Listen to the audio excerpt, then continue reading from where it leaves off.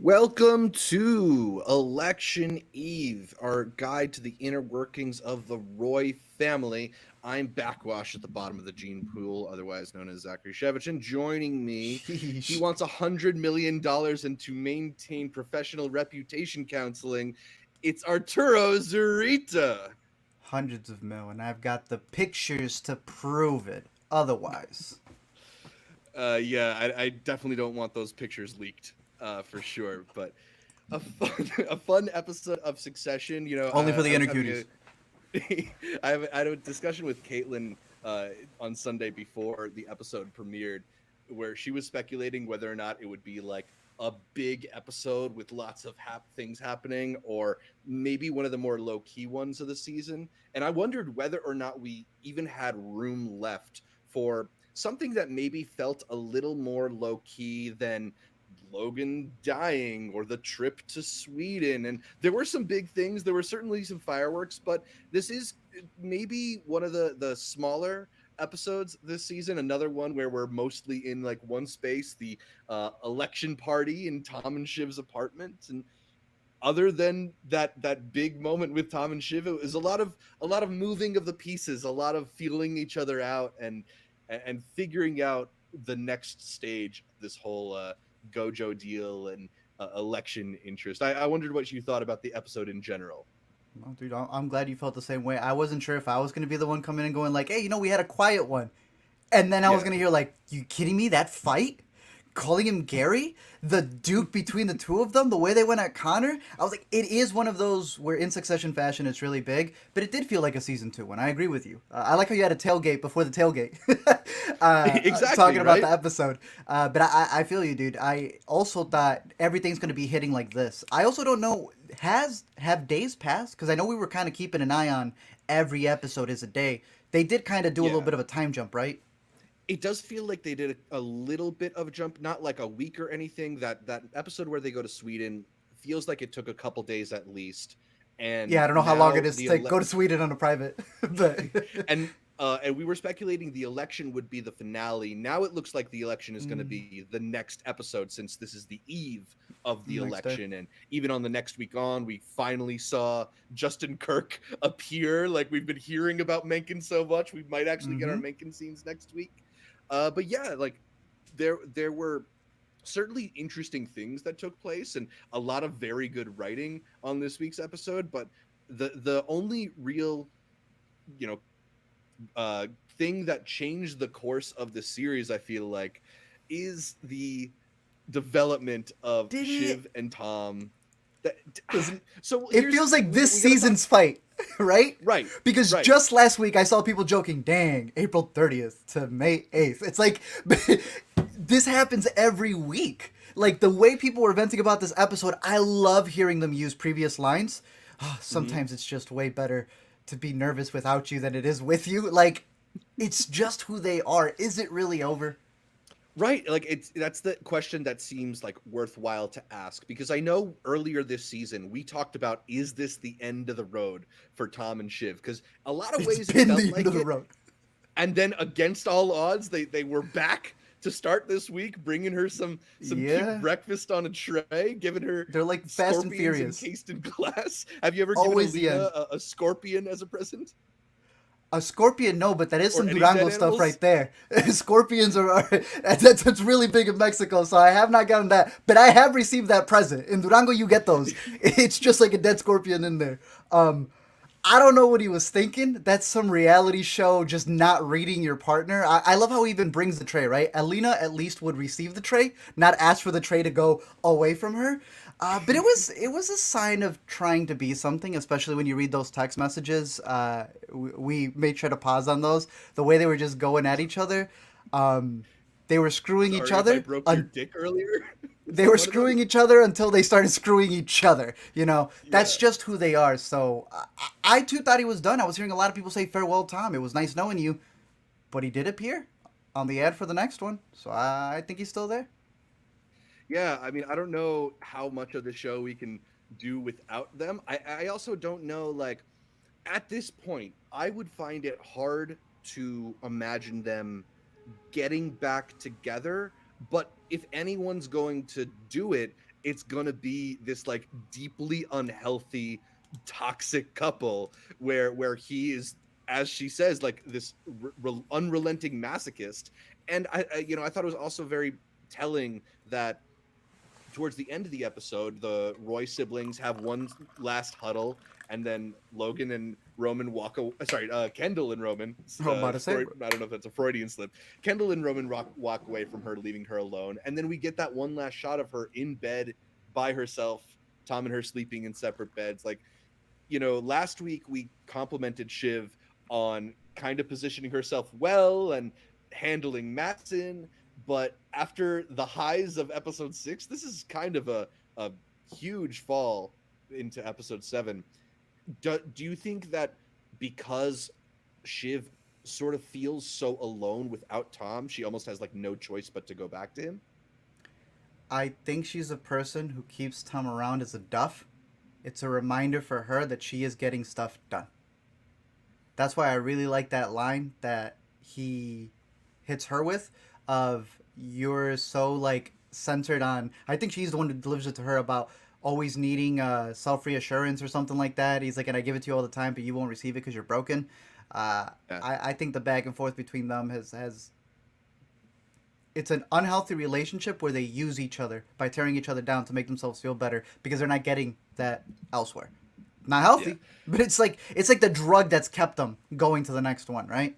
And it also didn't help that my man was tired. I saw this episode really late at night, and I felt just like Tom. I just wanted to go to bed. Poor guy. Yeah, I mean, look, that was a long fight too. I think that's like a 5-minute fight we got out on the balcony where they really aired out all their shit. Like it's one of those fights where they start bringing up things you didn't even know they were mad about, and like I love also the way everything is like has to be this huge insult of a person's character. It's not like you messed up. It's like you did this. Does that mean you're a completely selfish person or you're just stupid, right? Like they are trying to cut each other's throat with every bit of this argument. I kind of wrote down the little like beats of it because it starts with Shiv saying she's worried that she nailed herself to the Matson cross. Tom being like, you'll be fine. You'll always be fine. You're fucking Shiv Roy. Shiv said, I'm fucking my family for this. Tom said, you've been telling everyone at the party I'm getting fired. Which she says is just a kind of tactical joke. Very funny, the idea of getting fired. I think that we all think that's very funny. Tom calls her a tough fucking bitch who will always do what she needs to survive. Shiv says, that's actually you. Tom says, you're a selfish person. You shouldn't have married me. Shiv says, you were only with me for power. Tom says, you could have sent me to prison. That was a line of love. The he prison said, part. Bro, the way it's composed, the way they hit it on the beat, that was the climax of the fight. You could have you were ready to send me to prison. And then he hits her with a dagger afterwards. Keep going. Yeah, so that the prison bit, she says, you're servile, you're masochistic, and then he comes in with you're incapable of love, you're not a good person to have children. To he may not know it, but to his pregnant wife, Shiv, he says, you're not a good person to have children. Everybody remembers that line from last season. Are we supposed to believe this man doesn't know his wife is pregnant after they just, we're going, what did he call it? The sex Olympics? Now we're supposed to believe that he doesn't know. I mean, I guess who's Shiv to vent to him about what happened last season, but yeah, that immediately took me back to the scene that you have here.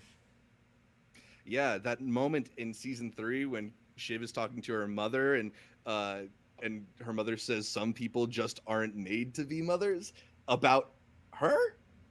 It's the craziest headbutt. This is the one line that I remember the mom for. Anytime I picture the mom, I think of this scene. To insult yourself just to insult your daughter is nasty. That's some nasty stuff. And him bringing it up here, I thought that's where I really felt like maybe that's it. I don't know how you fix a relationship like that. Yeah, they've hit each other. Yeah, they've hurt each other. If she is pregnant, which is what we're all alluding to, I just don't know how he doesn't know that yet.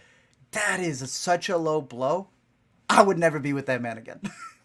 Yeah, I mean, look, you or me, I don't think could go back to a relationship like that. Nah. Shiv Roy?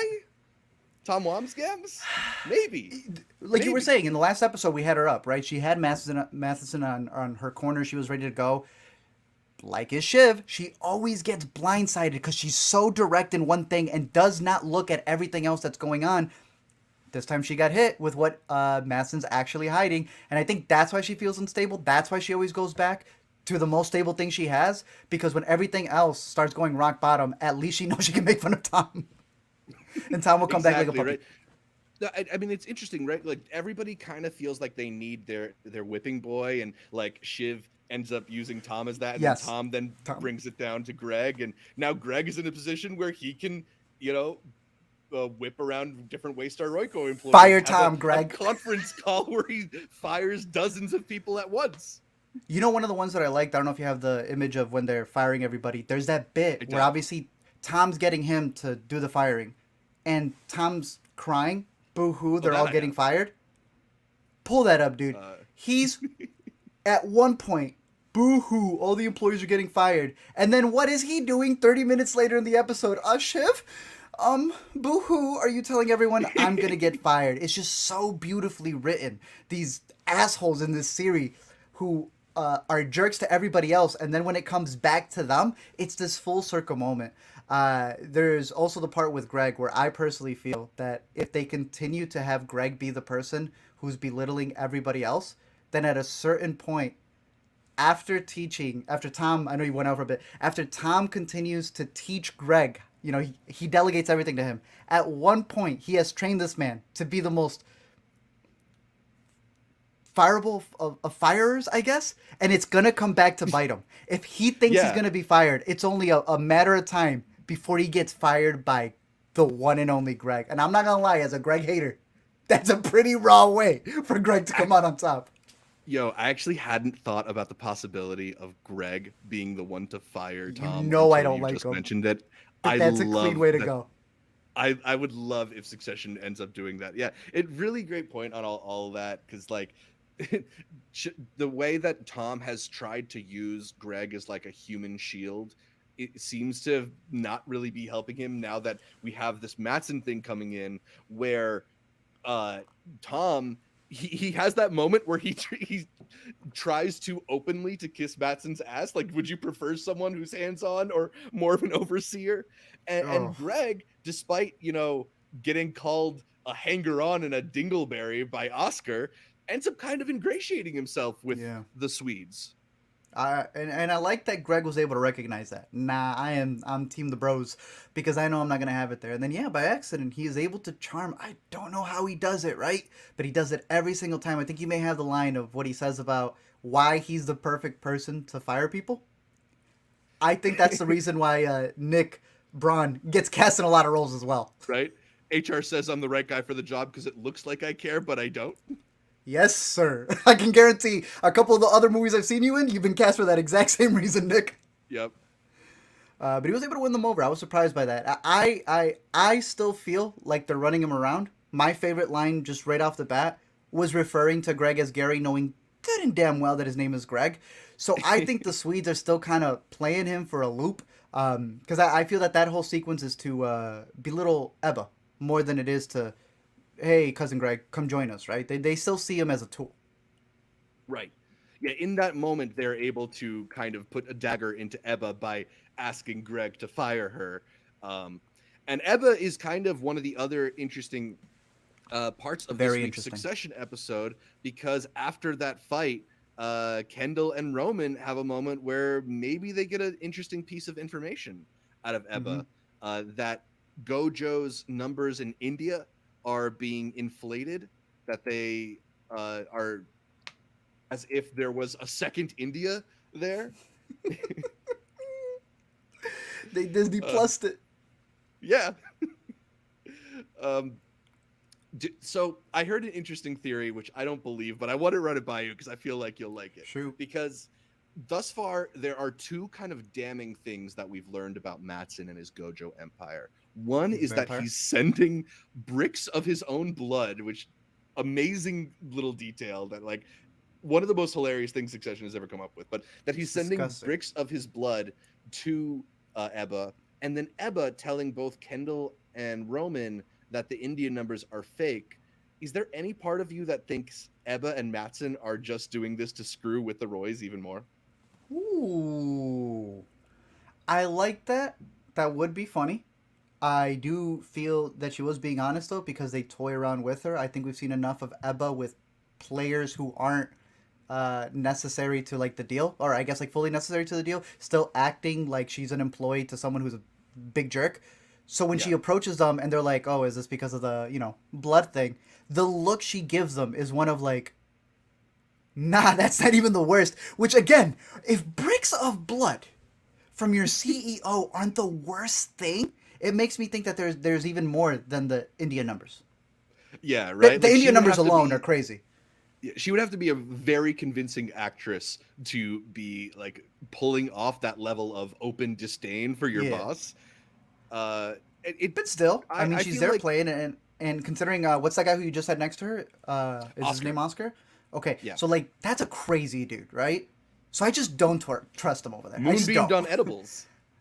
So at this point, it's like they could literally be going either way. Yeah, lady Hey, lady. agrees.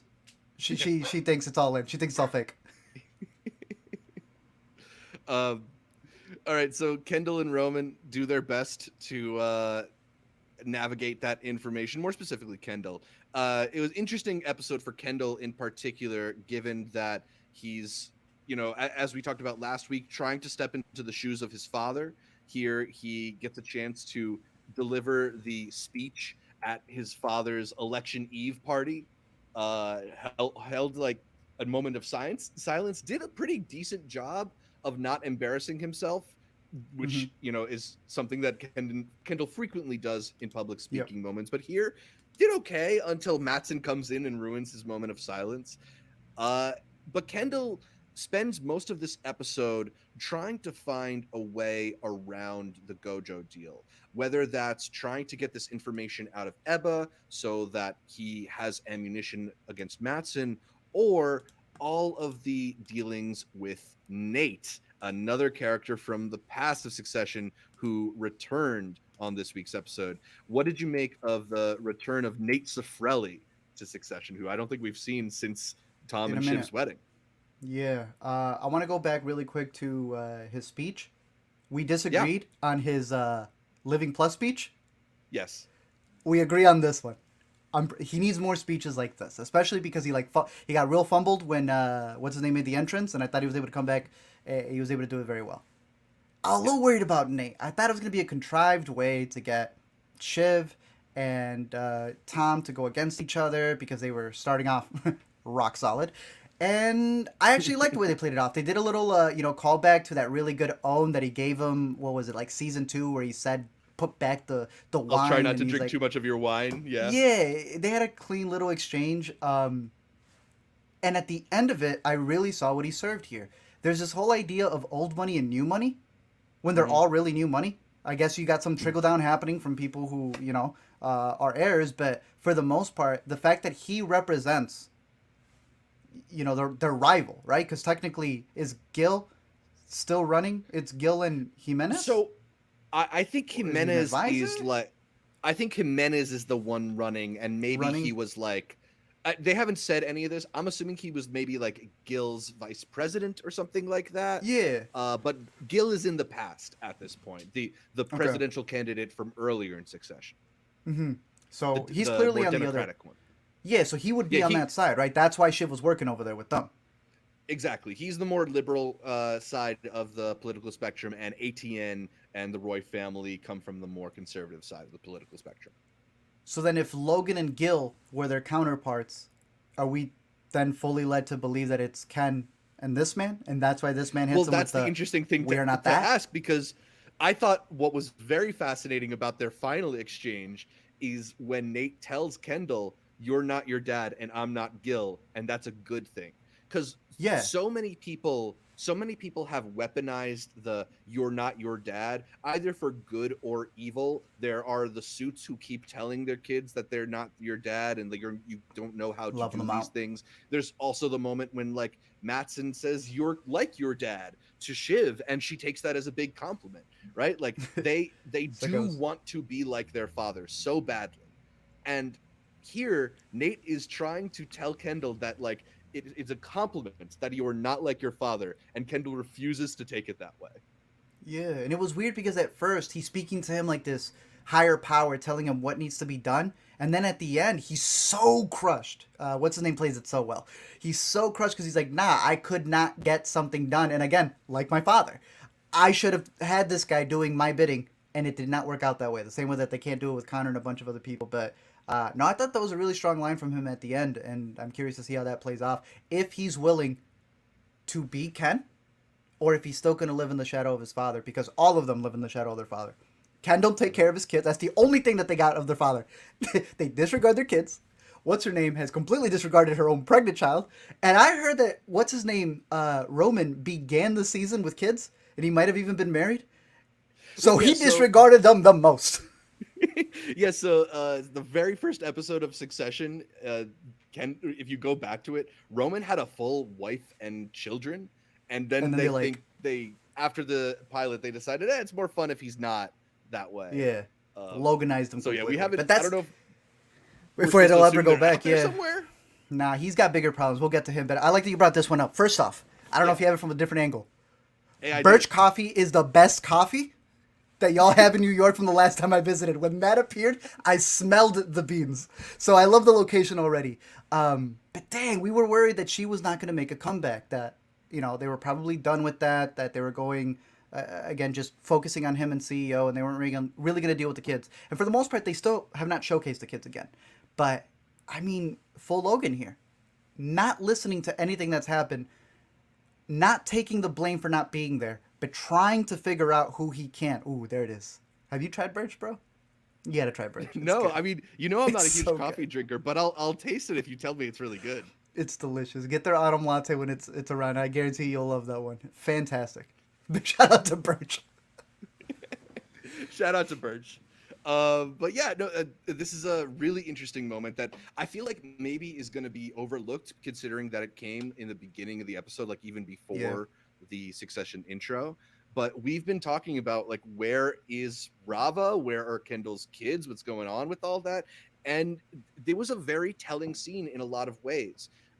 She mentions that their daughter Sophie is scared. She doesn't want to go to school anymore because of things that are happening around the election. And then she says a couple things that I was a little bit confused by, because she says that some people are wearing Ravenhead shirts with slogans. So Ravenhead, if you remember, that was Harry Potter house. ATN news anchor, I think on season 2, who was collecting Nazi paraphernalia, who they had to tell to stop doing that earlier in the show. I'm recalling it. Okay. So he's an ATN news anchor. Rava also mentions something about there being like racially charged comments, maybe somebody following Sophie, and an anti-ATN rhetoric. So what I'm confused over whether or not Sophie feels unsafe going to school because of all the racist stuff that ATN is putting out there. Because if you didn't notice, Sophie's actually a South Asian child. So I don't know if she's meant to be adopted or something like that, but so there could be some racist aspects there, or if she's afraid to go to school because people are associating her with ATN the way that sometimes the family members of famous politicians also get, targeted for their like close relationship to people who are doing bad things. Yeah, she'll be. But either way, Kendall running a racist news organization is threatening his family, even though he says he breaks his back and it's all for them, which again I thought was interesting because it reminded me a lot of the Argestes episode when Logan says, everything I've done in my life I've done for my children.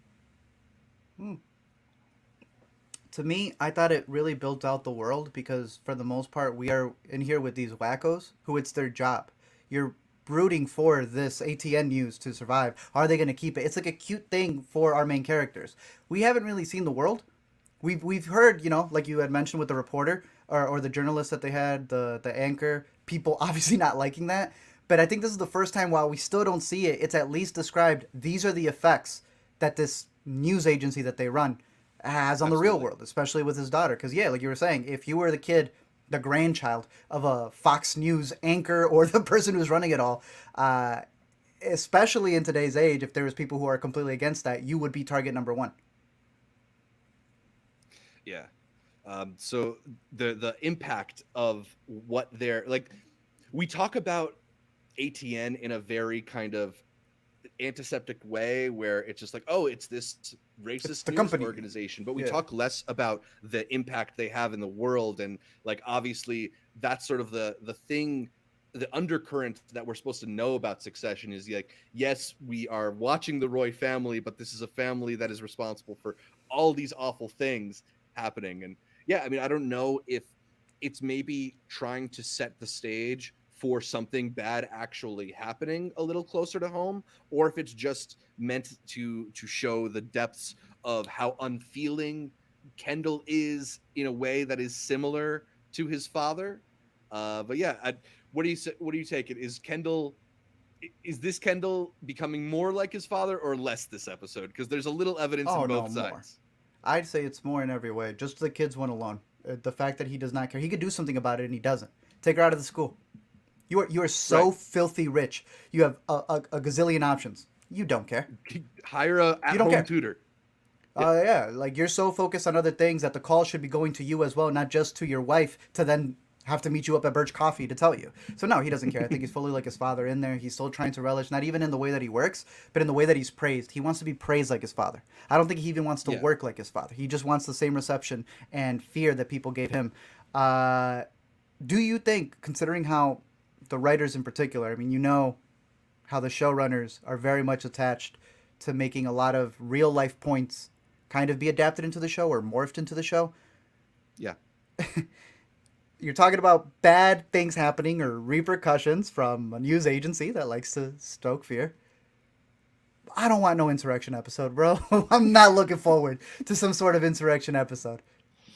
That's the Yeah, only I thing they have not covered here. we I don't want to jump necessarily too far ahead, but I don't know if you caught the next week on Succession teaser Okay. that plays at the end of the episodes. They did Yeah. talk a little bit in the teaser about like waiting for all the votes to come in and false flags. So there certainly are going to be some parallels to the real world election that play out in Succession.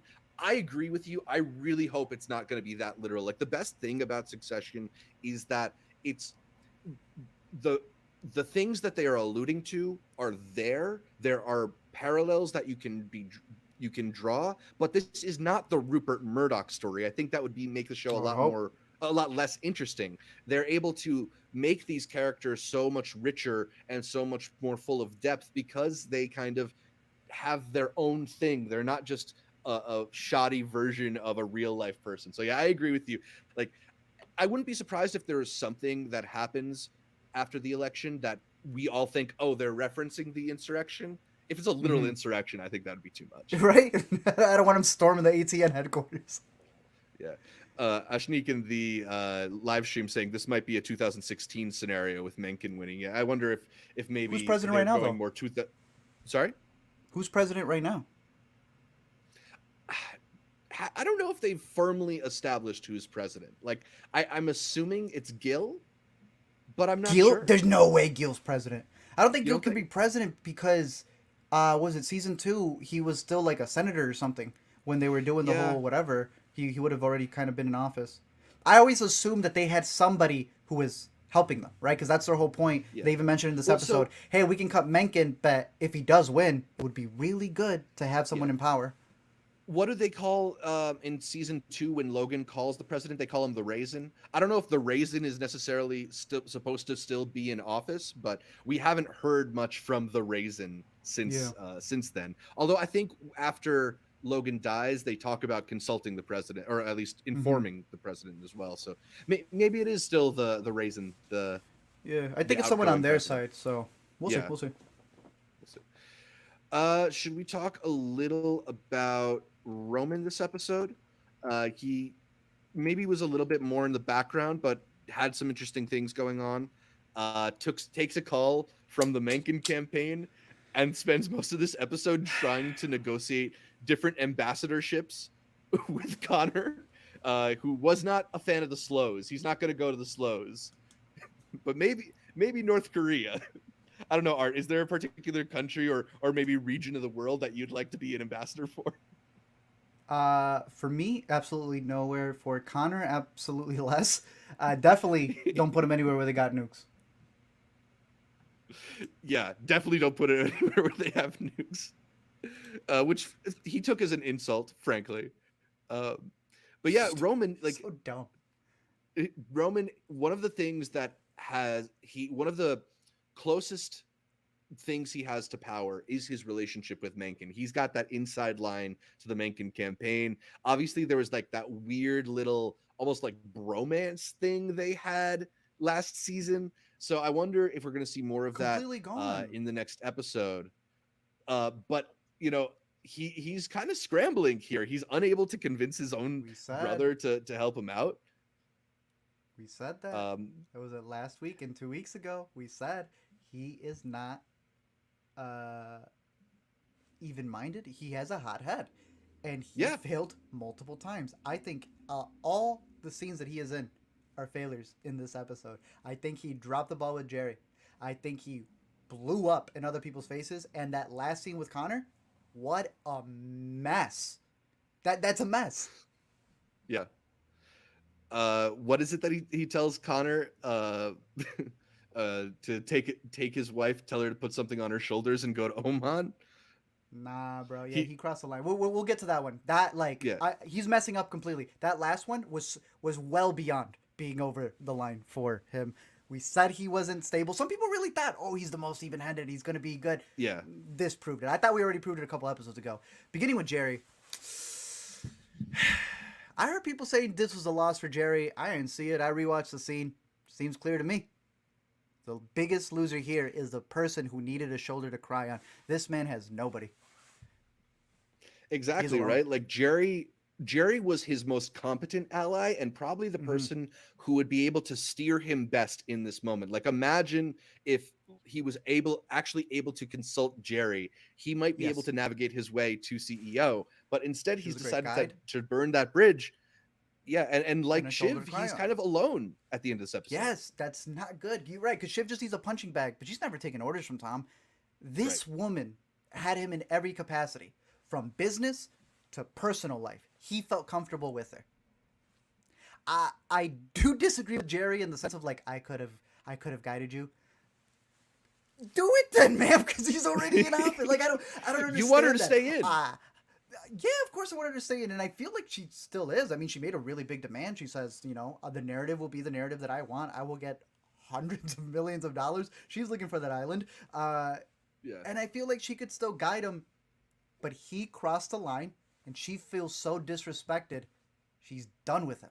She could Yeah. still guide him if she wanted to, because there is no work to get him elected. He is the co-CEO, and even she said no. So to then pull the stuff that he ends up doing later on with Connor and just blowing a fuse showcases an inability to be a leader. Definitely should not be CEO. Completely ruins the relationship from brother to brother. And then to bring up, look, people can say whatever they want about Willa. You do not cross that line. Bad all Look, around for him. and also at this point in the show, Connor and Willa are the closest thing that we have to a healthy relationship. So I don't think anybody should be trying It's to get in terrible. between the two of them. Nah, man, pretty woman over here. Yeah, somehow I don't know. He is the most stable. He is the most happy. He is the one who smiles. You see him the less stressed out of all the siblings. It's still a mess though. Who would have thought that this man's campaign would have been the deciding factor? Hey man, he's exploding in Alaska. 4, 5, maybe even 6%. The con heads are showing out. Oh man. Nah. I did think it was also interesting that there is that moment when he decides to consult Willa on the ambassadorship, and her first reaction is that she doesn't want his points to go to Mencken, somebody that she doesn't like. She says her friends and family really don't like Mencken's position. So despite like Connor being interested in politics from a very young age, it's Willa's political leanings that kind of end up setting the tone for what they decide to do. Not only that, but I'm sure Willa has more interesting plans than driving around Oman or North Korea with a Mm-hmm. diplomat plates. You think she has anything more there, like a specific reason why she doesn't like Mengen, or her family members don't like Mengen? I mean, I would assume like from what she said, I'd assume it's just because of like him being on the potentially like conservative side of the aisle. Like Willa being Isn't she somebody married a guy who who's running that way? he's yeah, but he's a libertarian, so maybe it's a different kind of edge to it. Also, his campaign's a joke, so maybe that's part of it too. Whereas Mencken is somebody who actually seems like he could get power and use it in ways that are evil or wrong. Mm-hmm. So part of me wants to say that this is Willa, the New York theater circle member, trying to take a principled I got a stand, but point.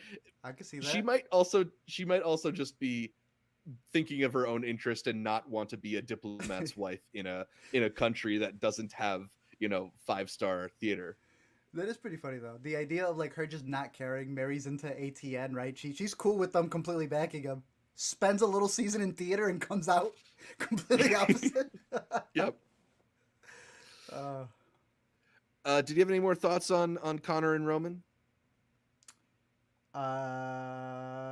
it's just bad. I feel this puts it to rest that he should not be co-CEO. Yeah. Yeah, I mean, I had that the moment he blew up on Matson the way that he did. That's not a way to showcase that, and then to do it Yeah. again with your brother in a public party at your sister's home. Yeah, so then when is he going to be stable? He's not. They are all Yeah. unserious people. We know this, Mhm. and it's a recurring thing for him. Logan had a predilection for blowing up at people for reasons that could be very personal, but he never did it in a way where it felt like he was like hurting his own opportunities or being even like a child about it. He was Yeah, being stern and exactly. stubborn, and but he was being principled. Like you're saying with Roman, he's just kind of going in every direction based on his feelings right now, and he needs to Mm-hmm. work through those feelings because it's making him look really bad. I mean, there was a He second looks there where it weak. kind of felt like he was the only one with any kind of like emotional intelligence in the room, but maybe he's like too empathetic in this moment. He's feeling too hard to Emotionally navigate it. unstable. Yeah, because you Yeah. you had mentioned Logan yelling at people. He yells at people to get stuff done. This Hmm. man yells at people because he's not getting his way. So that doesn't make him look powerful. It makes him look like he's coming from behind. So yeah. Yeah, so the only other character that I showed up at the party that I felt was worth mentioning is Frank. Frank got a little moment where he Mhm. insulted the wine, and Kendall brings him in on his potential plans. I thought it was very telling that That's good. when Kendall's talking to Frank about his siblings, he says, "I love them, but I'm not in love with them as far as their future in the company." Yeah, no, right. It's his godfather, right? And Yeah. we've looked back at the fact that he's taken a fall in previous seasons. I still think that their conversation, just a couple of lines that they have in the episode where Logan passes, some of the most powerful ones. I think that that's a person that he should have by his right hand side. Frank is his Jerry, whereas the other one doesn't have it. And that's another one too. When this dude was firing everybody in the previous episode, and Hmm. Roman went up to his brother, Kendall egged him on. This time he's, yo, you need to chill. You need That's to, how you yeah, know he he's tells him really to falling stop out of with it. Connor. That's pretty bad. Yeah. Yeah, absolutely. Good episode for Ken. Yeah, good episode for Ken. Probably the person whose stock, at least out of the Roys, is most worth buying right now. Yep. Let's talk about that tennis Yeah. match that he had with him at the end. That was fantastic. Yeah, I like that. yeah, a nice little back and forth between him and Matson. So Matson goofy. also, Matson also, I thought had a pretty good episode. Maybe not in terms of like his competency, but just in terms of giving Alexander Skarsgård moments to be amazing as an actor. It was a lot of fun to watch him this week. Hmm. What did you make of that little back and forth that they have, that little public spat? I thought it was interesting when Kendall's like, "Your numbers are exploding; they're literally unbelievable," and Matson responds, "Your numbers are gay." It's so stupid. It's so stupid, but it's so It's appropriate too. Like so dumb. I think the thing that the show is kind of putting its finger on, which is smart, is that like Mattson ultimately is a big troll, and you kind of can't beat a troll in that game, right? Like he's just gonna say something that's like nonsensical, and Hmm. Kendall's attempt to like, oh, that's homophobic, man. Like Mattson doesn't care at all. He Yeah. doesn't have like you can't like hurt his feelings or make him feel like he lost because he kind of has none.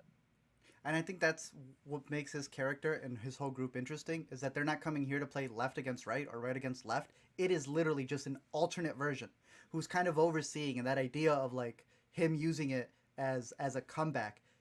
They're all dealing with old media. Again, that old new media. These are Yeah. old ways of like they're all stuck in the past. His lingo's still stuck in the past for his insults. Kendall's still stuck in the 90s, and they're trying to deal with streaming and everything that deals with the future. It's just this funny like blend of people who don't really know what they're working on. Yeah.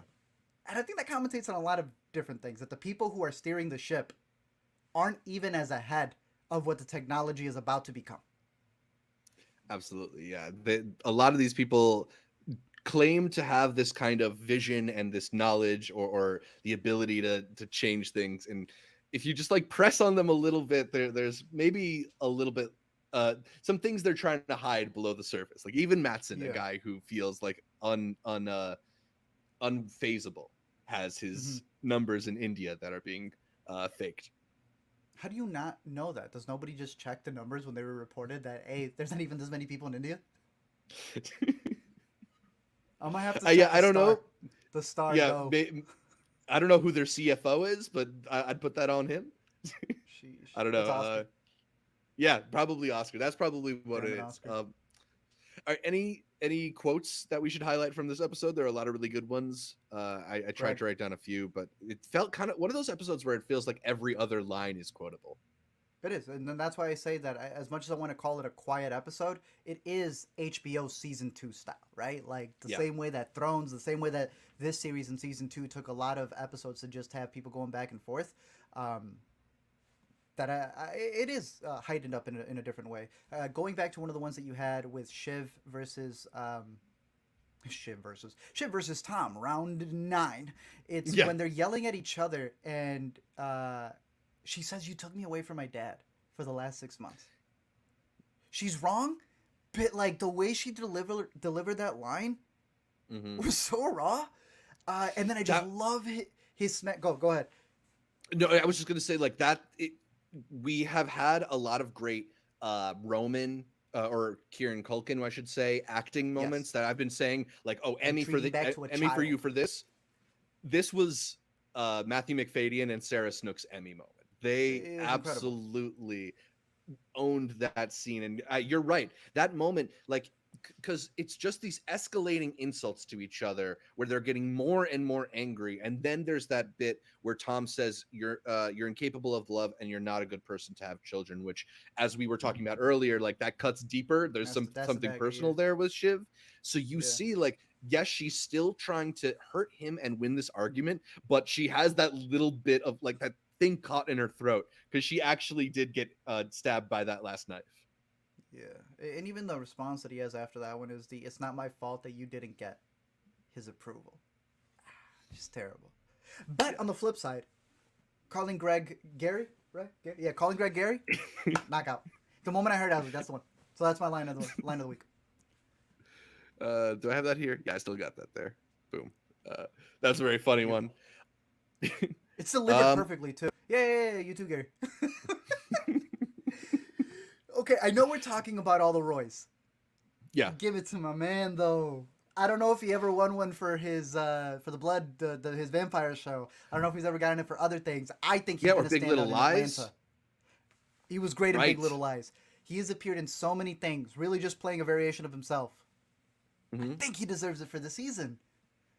He's not even Yeah, I considered a mean, guest anymore. He shouldn't be. He should be a supporting. I think he's not on every episode, so he'll probably slot into the guest actor category. But like, Really? if he does, I don't know a lot of people who can compete with him. And technically, Brian Cox might be competing with him on this season. But For sitting still? But no, like I think we talked about this back when they killed off Logan, that there is sort of this void on Succession without him.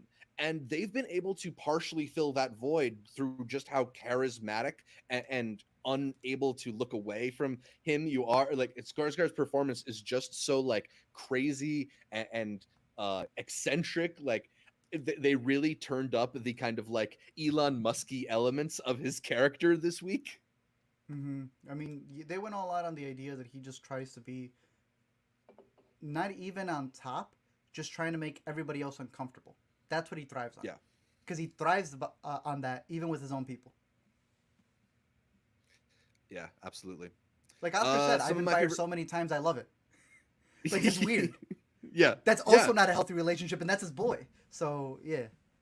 Yeah. Some of my favorite quotes from this week. I liked when Kendall was talking about the party, the guests that are attending. They're not all crypto fascists and right wing nut jobs. We also have some venture capitalist Dems and centrist ghouls. Dad's ideological range was wide. This is a way of describing the elites that show up at parties like this, and also pinpointing the way that like for the upper class, like even political divides aren't that big. They'll still show up at each other's parties and place bets over kettle corn, who's gonna win the election. I think you and I have noticed a bunch of these festivals that we've gone through. We've been very surprised by some logos on these people's jackets. We'll leave it there. Yeah. You mentioned the con. They're not going to put you anywhere that has nukes line that Roman gives. It's great. Or also the Greg HR says I'm the right guy for the job because it looks like I care, but I don't. Hey, Shiv, you know about his bar? Who? Nick. Wait, what about him? Nick owns a bar in New York. I had no idea about that. He owns a bar in New York with Thoreau. Oh, Justin Thoreau. Yeah, they own a bar together. Hey, Google that when you have the chance, okay? Yeah. Willa had a good one. Running over people isn't a selling point when she's getting offered the diplomat plates. That was really good. There was a lot of great ones in the Shiv Tom argument, but I all of them identified right. every other line. Yeah, but the Shiv one, you were fucking me for my DNA, you were fucking me for a ladder, is particularly cutting. That's crazy. That's a good one. I liked Frank's that the red wine smells like wet dog. It's sort of like a payoff to Tom earlier in the episode talking about how bad the German wine that you shouldn't tell people is German, actually is. Yeah. And then Kendall, we go reverse piking, we pillage their village. I'm always down for a good rhyme. So yeah. Good. I mean, it's just a pleasure, as always. That's Kendall at his best. Yeah. We pillage their village. That's Kendall at his prime. He has these like little sayings or little phrases he'll throw out there that are always very hysterical. Like, what are you pulling a reference from, and why are we talking about Space Cowboys now? But yeah, that's Kendall at his like CEO talk best. Like, you're right. Yeah. And again, like we were saying with between Logan and then what's his name? Roman's character, this is actually Ken having the upper hand. He says this once he realizes, oh, that's why they're in such a hurry to sell. So he actually feels the power with them. It is very rare where Kendall will say something and I feel really bad going, you might actually have a point. If he's starting to get me to be a little bit convinced, then he may stand a chance. But that's all because of the new stuff that we learned. So didn't realize that they had that much of an upper hand. So now I'm really excited because I kept seeing them as the underdogs. And now it turns out they may have a lot more in store. Exactly. So let's talk a little bit about the future of Succession, because as we learned this week, there might be some things that are complicating Gojo's potential acquisition of Waystar. We didn't talk about the discussion that Matsson has with Shiv, where he tells her to try and create a second India, but also he asks her for her help in making the problem go away. Shiv is now, as she mentioned, she's nailed herself to the cross of Matsson and realized that that's not necessarily going to save her. particularly considering she's trying to screw over her family in the process. Do you think this goes bad for Mattson or the Roys first? They're all undercutting each other, so it's fair game. Yeah. That's the sad part, right? And I can't tell if it's from this show or from something else. Honestly, you know what it was? Is the coronation that they had for the king this past week that everyone was talking about royalty and loyalty, royalty and loyalty. There is no loyalty from any single person in the show, Mm-hmm. from within their own camps to one another. Shiv was 100% on Matson's side, and now he realizes probably not. Greg began this episode going, I'm going with the Ken Bros. Then he made Oscar laugh, and now he thinks he has a chance over there. It it switches on a dime. That's what makes the show great. It's what keeps us so intrigued, but it's also the reason why I think anything can flip on at any moment. So I'm up in the air with it. Insurrection I mean, inside the ATN headquarters. All of it goes away. The building gets burned down. That's how it ends. Burn the throne. before the season started, Jesse Armstrong apparently said that episode 8 is shocking. So we might Okay. be in tune for some big moments next week. I don't know That's where it what ends. those will. He lied Right? about If 90 we times. actually sneak finale. I've always thought that there That's should be a wrong. show that does that. Right? Like That's just actually no, kind of actually, decent. yeah. Okay. They make Kendall or they make Connor ambassador to North Korea and they launch the nukes. Do it. Yeah. Do it. That'd be cool. Yeah, it'd be really interesting. Hey, HBO has had crazier ones, right? Sopranos. Mm-hmm. After Game of Thrones, you're free to do whatever you want too. Yeah. That'd be cool. Hey, let me ask you one last thing before we wrap this one up, because HBO did reveal the title of the finale episode of Succession, and it is called With Open Eyes. So for people who have been like close monitoring fans of the show, they'll know that that is a phrase from John Barrymann's poem Dream Song 29. That is also the poem that gave the name of the finale of the first season, Nobody Is Ever Missing, the second season, This Is Not for Tears, and the third season, All the Bells Say. So now we are at With Open Eyes. He's been going from end to beginning in the poem, which I think is kind of interesting that the words are going up rather than going down the poem. Beyond that, I'm not too sure exactly what Jesse Armstrong and crew are trying to imply here. This is a pretty short poem by John Berryman about a man whose father has recently died and who is imagining that he killed someone, maybe that he killed his father, maybe that he's responsible for killing his father. But the end of the poem says that he went over everyone, nobody's missing. So everybody that he loves is still there. So what are we trying to get from this poem? I don't know if you had any thoughts or if you Yes. just think it's interesting that they are pulling from the same thing as they pulled from every previous Succession finale title. What's the name of the finale? With Open Eyes. So there's the line, It's all a dream. ghastly with open eyes, he attends blind. It's all Greg's dream. He will open his eyes and he will still be working at that arcade at the fair. That's what it is. You heard it here first. I think it would be pretty hilarious if we do end up with Greg back in the Dodger costume for the finale of this show. I would love that. Yeah, I don't know. Maybe it has something to do with the guy, the author himself. John Berryman. Yeah, maybe, I don't know. Maybe there's something. I think he's Scottish, and Logan is Scottish as well. So there's some parallels there. Yeah, I don't know. I took it partially. I'm trying to fixate on the idea of the Scottish part because what's his name is, and then they said that they added it for him later. Yeah, apparently he was supposed to be like Canadian on the first season, and then they changed it. Yeah, because that's important. Yeah, to me, every single time they slip one of those, it's like, but why? Just leave it. You left it, so why answer it after the fact? And he goes, oh well, you know what I'm talking about. There was a moment where he realized it seasons into it, where he's like, oh, I am Scottish. He's like, yeah, but it's not the important part. I think he didn't start using his Scottish accent until the second season, apparently, or something like that. Yeah. Yeah. So that's an interesting. I don't know. Maybe there's a connection there. Yeah, I've been trying to think about the whole element of he looked around and nobody's missing, like the idea that the people he loves are still alive. And I want to like almost interpolate what people he loves and still alive means. Like maybe that means that like, because there is that line, right? I love them, but I'm not in love with them. He says about his siblings. Mm-hmm. Maybe he will be CEO, but he doesn't consider the people in his life to be people he loves. So they're not missing, right? Like he'll get rid of Roman, he'll get rid of Shiv, he'll be as ruthless as his father was, and he'll be surrounded by no one because the only person that Kendall Roy really cares about is himself. So that's at least what I'm thinking based off of the poem, but I'm just trying to reach for straws here. I don't really know. Well, that was an interesting thing.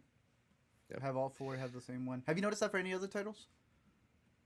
I don't think they've pulled that for other episode titles. I think it's just the finales. Gotcha. I know there was one, I think, either in season 1 or something, where someone had asked.